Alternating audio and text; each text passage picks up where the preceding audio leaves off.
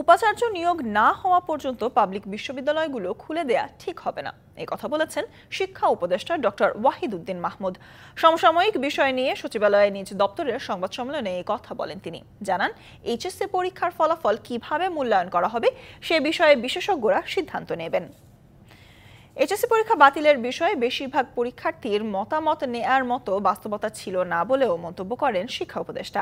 আরও জানান, অস্থিরতা থাকলেও শিক্ষাক্রম সংস্কার ও নতুন শিক্ষানীতি প্রণয়নের প্রাথমিক কাজ শুরু করা সহ শিক্ষা ব্যবস্থা সংস্কারের কাজ থামবে না।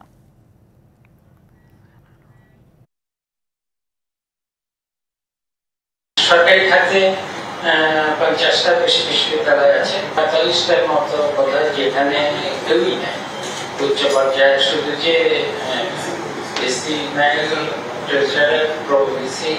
নেই, এগুলো সম্পূর্ণ অভিভাবকহীন। এগুলোকে চালিত করা যাবে না অন্তত ভিসি নিয়োগ না করে।